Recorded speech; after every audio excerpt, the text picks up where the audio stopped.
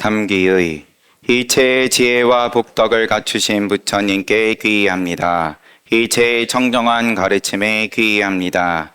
일체 수행하는 모든 대중들께 귀의합니다. 정기법회 또 잘 봉행을 했습니다. 부처님께 공양 올리고 삼보님께 공양 올리고, 요새는 또 소참 때 법화경 대승경전을 보다 보니까 무량한 아승지 겁에 머무시는 헤아릴 수 없는 부처님께 그러면 역시나 또 무량한 겁 동안 공양을 올렸다, 공경을 하였고 가르침을 받았다. 그 인연으로 대승법을 듣고 거기에 환희하고 깨닫는다. 그러면 과거 전생에 오늘 이 자리에서 공양 올린 거는 그럭저럭 공양 올린 게 동참했으니까 맞고, 그러면 무수한 겁 동안에 공양 올린 거는 그건 긴가민가 한데 그러라고 헤아릴 수 없는 이나는 불가사의한 모든 표현들이 다 시비고 의구심이고, 그러면은 그냥 좋다, 의구심은 됐고 무조건 믿고 보겠다, 그러면 나는 부처님 믿는다, 경전에 나와 있으니까. 그런 거는 믿고 안 믿고 유와 무가 있는 양변이 있는 입장으로서의 믿음을 모양을 일으키는 거니까, 결국은 또 더 큰 의구심이 오면 부딪혀서 깨지게 돼 있고 또 그럼 헷갈리고, 그것의 반복이었는데 각자 인연 따라서 복이 있으면 있는 동안에는 크게 헷갈릴 것 없이 의심할 것 없이 편안하게 잘 지내다가 견딜 수 없는, 견디는 역치를 넘는 뭔가가 왔을 때에, 그때가 그러면 자기 견적이 나오는데 말이 길어지니까 이 시간에는 몽산법어를 보고 있습니다. 몽산 스님께서 화두를 어떻게 들고 의심할 때 깨달을 수 있는지에 대해서 가르침을 주신 어록입니다.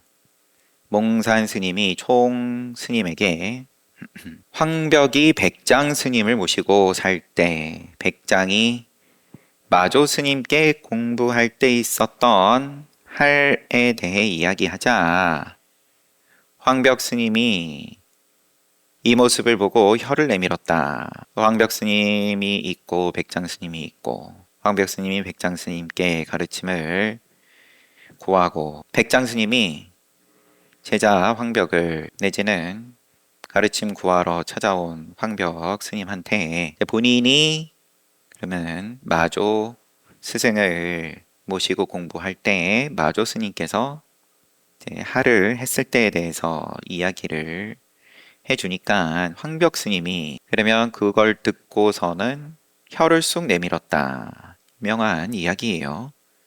그 별거냐, 혀 쑥 내미는 게. 주석을 또 상세하게 달아 놓으셨어요.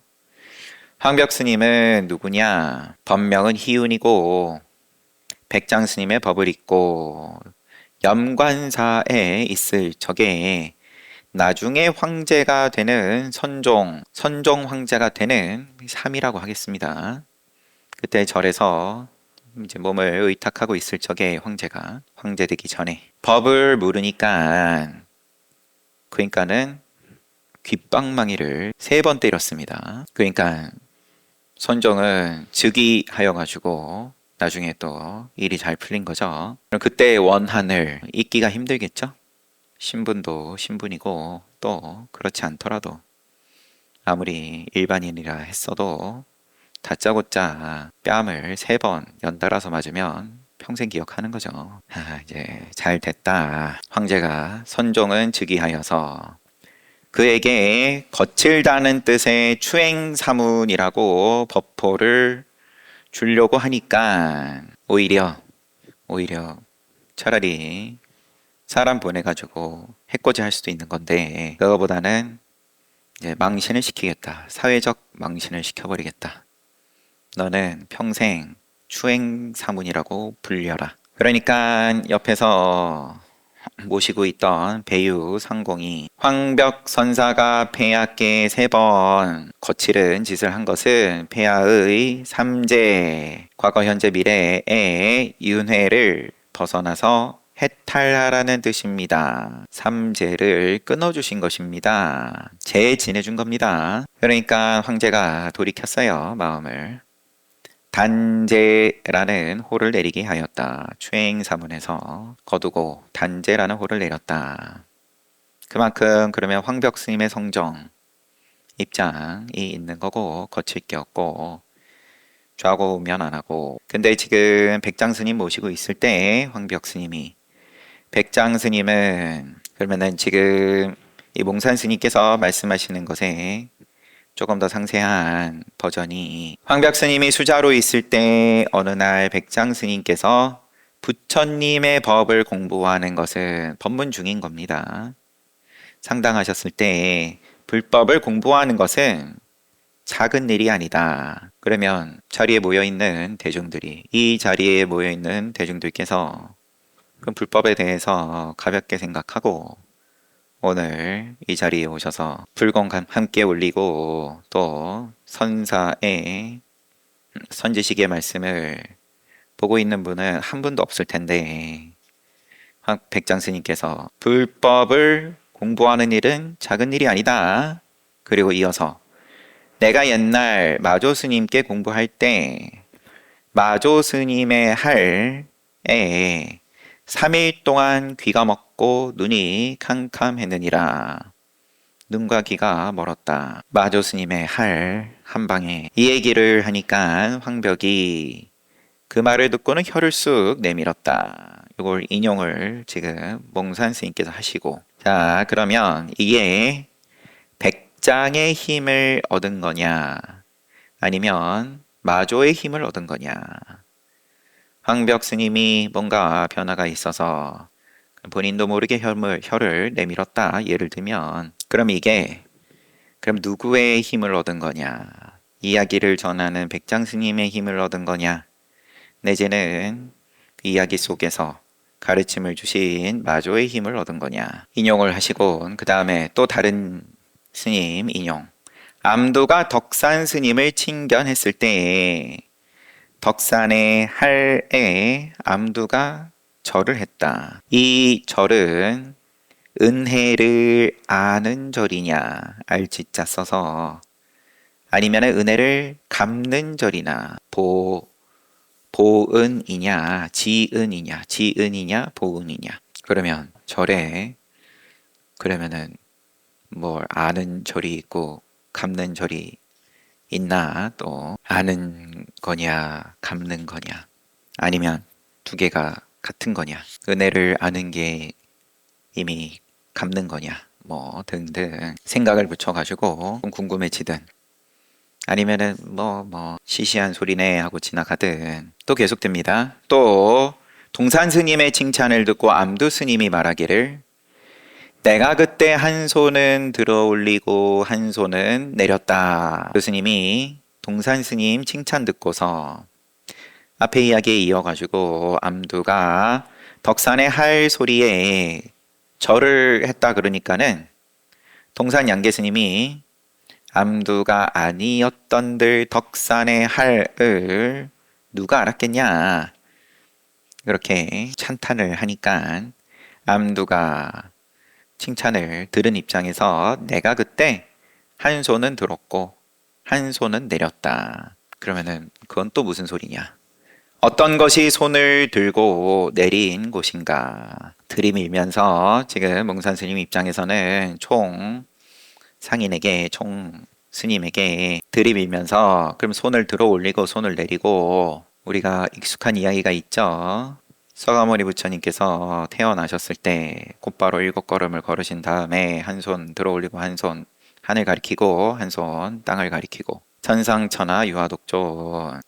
그러면 스스로 본인이 그러면 성불했다, 부처를 이루었다 라고 참 당당하게 말씀하시네. 이제 이렇게 갚버리면 뭐 그냥 재밌는 이야기 소비하고 지나가는 거죠. 아는 척만 하고, 어떤 것이 손을 들고 또 내린 곳이냐 하고 밀어붙이는 건데, 총상인한테 빨리 내놔봐라.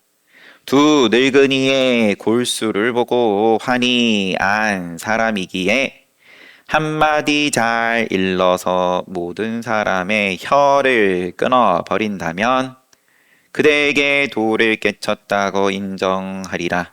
너가 똑같은 안목을 가지고 두 가지 황벽 스님이 혀를 내민 입장, 또 이제 암두에게 덕산 스님이 하를 했을 때 절을 한, 내지는 또 한 손을 들고 한 손을 내리고, 여기에 대해서 그럼 너가 간극이 없이 동참이 되냐? 그럴 것 같으면 도를 깨쳤다고 인정하겠다. 그렇지 못하면 서둘러서 화두를 참고할지어다. 그러면 빨리 의심해라. 화두를 참고하겠다면 바로 공부를 논할 것이다. 할 거면 하는 거고, 아니면 또 인연을 소중하게 생각해서 선업을 짓고 악업을 멀리하고, 그러면 복덕을 쌓다가 또 때 돼서 가면 가는 거고, 애매하게 수행한다, 화두 참고한다, 의심한다, 공부한다, 그러면서 이도 저도 아니게, 누가 이도 저도 아니게 하고 싶어서 이도 저도 아니게 하냐? 나도 불법 정말 알고 싶은데, 그렇지만 아직 너는 진짜 알고 싶은 모습이 아니다. 반드시 본분에 따라 올바르게 해야만 비로소 얻을 수 있다. 본분에 따라 바르게 할 때 얻을 수 있다. 근본을 참고하는 공안에서 의심이 있어야 할 것이니, 공안에서 한 걸음이라도 아니면 한 티끌이라도 벗어나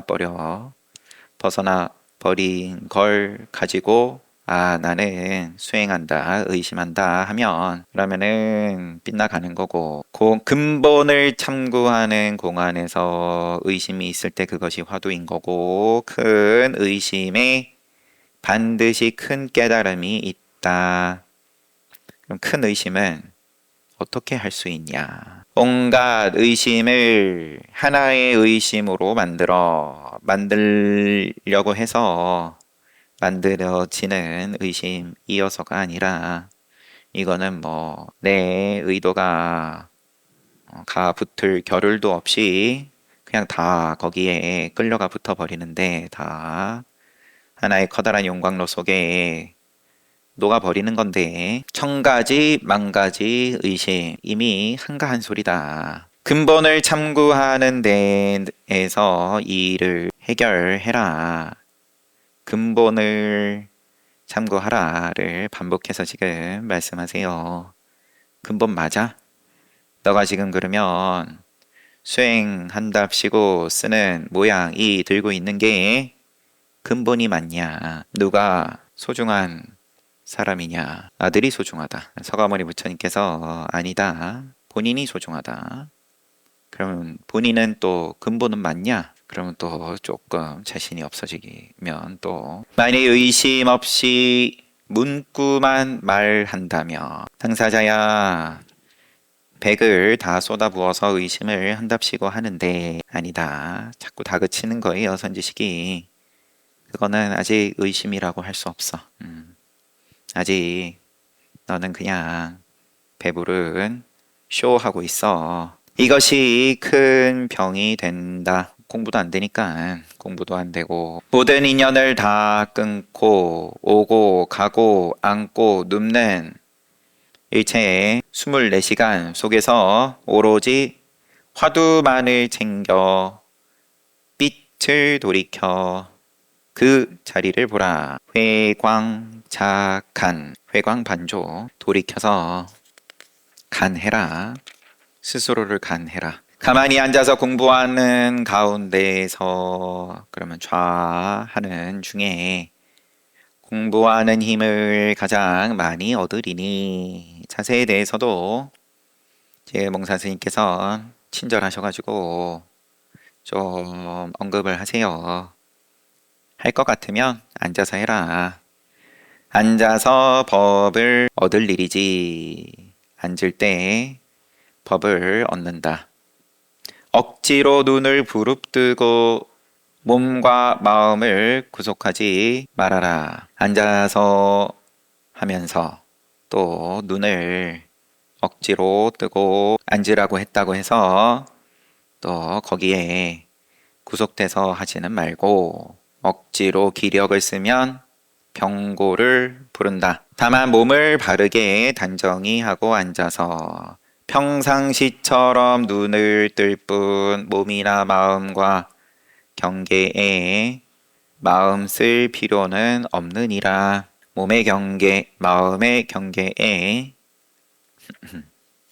이래야 된다, 저래야 된다 없이 자연스럽게 앉아서 혹시 머리가 무거워지고 몽롱해지거나 마음이 들뜰 때 정신을 바짝 차려서 한두 번 소리내어 화두를 챙겨가면 저절로 모든 마군이 없어질 것이다. 마라의 군대가 쫓아내진다. 힘이 이제 의심에 깊게 들어가서 의심 자체의 힘이 커질 것 같으면야 그러면 이런저런 마라의 방해들이 머리가 무거워지고 몽롱해지고 내지는 들뜨고 이제 그런 거에 대해서 신경 쓸 겨를도 없이 그거 자체도 의심의 용광로에 다 이미 들어가서 펄펄 끓고 있는 중엔 이런 소리도 필요 없지만 시작하는 입장에선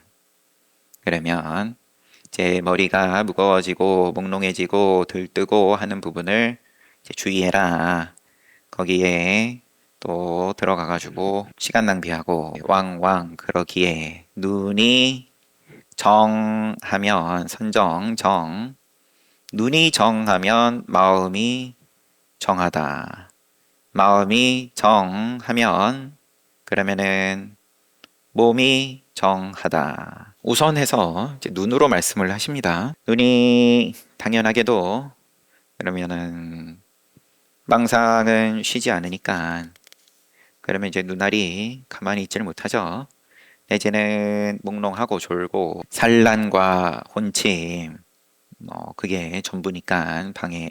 눈이 이제 그로부터 정할 것 같으면 그러면은 마음은 따라오게 돼 있고 머리가 무거워지고 몽롱해지고 마음이 들뜨고 근데 거기에 빠져 있을 때 그런 줄 스스로 알기가 힘드니까 그러면 좀 더 구체적으로 스스로 눈이 어떤지 한번 봐라. 그러면은 마음이 어떤지 고스란히 드러나고 그러면 마음이 정하면 몸도 정에 든다.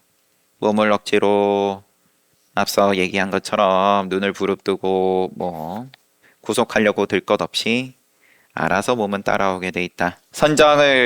정을 얻었을 때 이 선정으로부터 공부가 끝났다고 생각해서는 안 된다. 편안해졌다. 그럼 눈이고 마음이고 몸이고 할 것 없이 고요해졌다.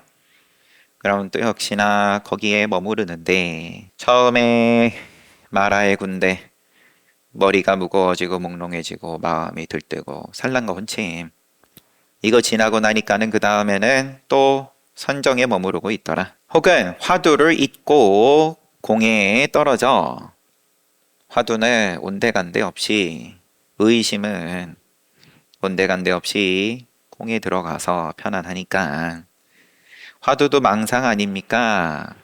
아예 화두조차도 없는 이 고요함이 훨씬 더 수준 높은 거 아닙니까? 대놓고 따지지도 못하고 선지식한테 그런데 마음 한켠에 그런 생각이 있으니까 자꾸 이제 딴짓하고 있다. 화두를 둔답시고 하면서도 고요한 경계에 빠지면 큰 깨달음을 얻지 못하고 도리어 이것이 큰 병통이 된다. 이게 큰 병통이다. 산란심 또 혼침 이거는 그냥 혼자 공부 못하고 많은 건데 선정에 들어가 가지고는 거기에 머무르면 그러다가 또 인연 따라 신통도 생기고 그러면 주변 사람들이 봤을 때 좋다고 또 쫓아하니까 큰 병통이 돼버린다. 달마스님께서 서쪽에서 오셔서 큰 깨달음으로 도에 들어가는 것 직진심 견성성불 곧바로 이것만을 가르치시고 선정이나 신통을 거론하지 않으셨다. 그거는 애초에 큰 깨달음으로 도에 들어감에 있어서 아무 상관없는 거다. 이것들은 근본을 벗어난 격가지였기 때문이다. 근본 아니다. 선정 가운데서 그 선정이야. 그러면 공부하는 가운데 고요해지는 건 고요해지지만 그 가운데 머무르지 않고 환한 깨달음을 얻은 사람은 지혜가 넓고 커서 바다이든 육지이든 지혜가 광대하여서 어떤 난관에서도 거침없이 앞으로 헤쳐나갈 것이다. 난관이 없는 난관 내지는 틀어막아서 고요함으로써 거기에 머무는 입장과 난관이 있고 없고 상관없이 헤쳐나가는 입장하고 뭘 고를래? 공부가 잘 되기도 하고 안 되기도 하고 아무 맛이 없을 때, 잘 되고 안 되고 아무 맛이 없을 때, 이때 공부에 더 나아가서 점차 더 깊은 곳으로 들어가야 하니 이때가 또 역시나 쉴 때가 아니다. 깨달음으로 착각해서는 안 된다. 내지는 아무 재미 없으니까 공부 안 되는 것 같다 하고 또 포기를 해버린다든지 이때가 더 나아갈 때다. 내지는 잘하고 있는 거다. 절대로 화두를 놓쳐서는 아니 되느니라. 마음이 깨어 있으면 고요한 경계에 들어가리니 고요한 경계 뒤에 그러면 선정을 이룰 수 있다. 그리고 또 선정에도 바른 선정과 삿된 선정이 있으니 이를 잘 알아야만 한다. 선정에서 일어난 뒤에는 몸과 마음이 맑고 가벼워져서 어떤 곳에도 힘이 들지 않는다. 움직이는 가운데서 화두와 하나가 되었거든. 그러면 선정이고 아니고가 의미가 없어진다. 고요하게 있고 움직이고 할 것 없이 화두와 하나가 되었을 때 그때 역시 세밀하게 화두를 챙겨라. 길게 말씀하시지만 결국은 끝까지 화두를 챙겨라. 의심을 내려놓지 말아라. 의심을 내려놓게끔 하는 경계가 그러면 처음에 역경계에서 혼침이고 산란이고 그리고 또 그 다음에 이어서 고요 선정이고 내지는 아무 맛도 안 나는 입장 바른 선정과 삿된 선정이 그럼 이걸 어떻게 할 거냐 이 선정이 바른 거냐 아니냐 그런 시비를 할 필요가 없다. 바른 선정이고 삿된 선정이고 할 것 없이 간에 화두 챙기면 되기에 머무르면은 화두 놓쳐버리면 그게 삿된 선정인 거고 선정이라 하여도 경계이기에 스스로 경계인 줄 알아서 오로지 화두 될 것 같으면은 그러면 바른 선정이겠지만 그 입장에서야 바른 선정, 삿된 선정 구분할 것도 없고 삿된 선정에 머물러 있고 화두는 온데간데 없으니까 바른 선정, 삿된 선정 또 시비를 어쩔 수 없이 하는 거고 그래서 화두가 깊어졌을 때의 모습이 몸과 마음이 맑고 가벼워져서 힘을 들이지 않는 입장이다. 움직이고 움직이지 않고 할 것 없이 화두와 하나가 되었다. 더 이상 어떻게 말로 할 수가 없다. 그렇지만 그때라 하더라도 세밀하게 화두를 챙겨야 한다. 공부를 해나가되 처음부터 끝까지 맑고 고요한 경계를 떠나지 말아야 한다. 고요한 경계가 지극하면 청정하기가 극에 이르면 바로 깨치고 깨끗한 경계가 지극하면 부처님의 빛이 통할 것이다. 통달이다. 기운이 엄숙하고 맑아서 기숙풍청 일어나 움직이든 가만히 앉아있든 그 경계가 마치 가을 하늘 같을 때 이것이 첫 번째 고비다.